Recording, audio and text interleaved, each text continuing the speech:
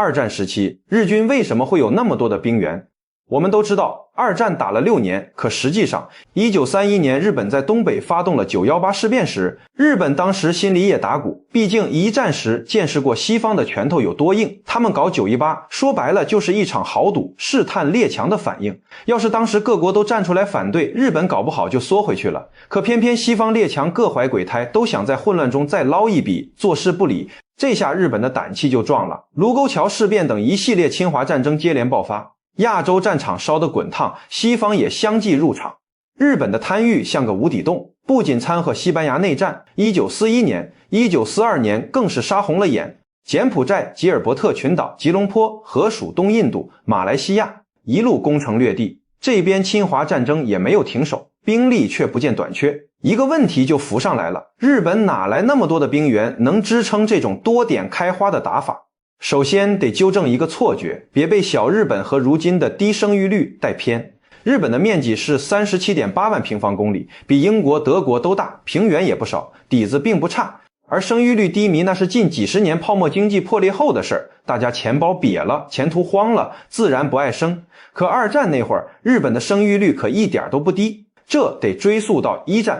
一戰日本虽是戰勝國，但基本上就是個打醬油的，4年下來傷亡才300人。可這一戰卻給日本開了天眼，看着鄰國中國地大物博，島國對火山海嘯的恐懼又刻在骨子裡，日本便動了用戰爭搏一個未來的念頭。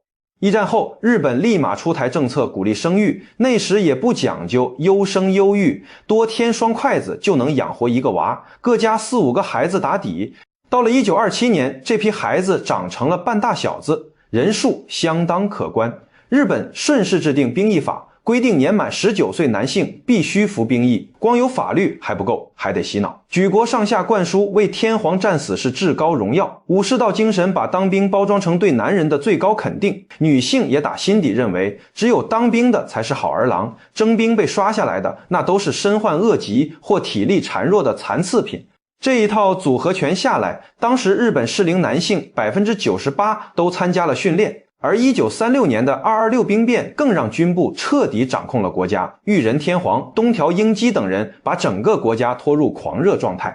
那時期徵兵一呼百應，預備役、後備役、補充役統統填進戰場。數據顯示1941年日本人口達7800萬，幾乎半數都能拉上前線，本土人不夠，還有殖民地補血。朝鮮籍士兵戰敗前統計就有61萬，台灣有24萬，東北還有100萬屯墾團。日本威逼利誘，讓這些外籍士兵相信勝利在望。他們為了證明自己不比日本兵差，反而更拼命。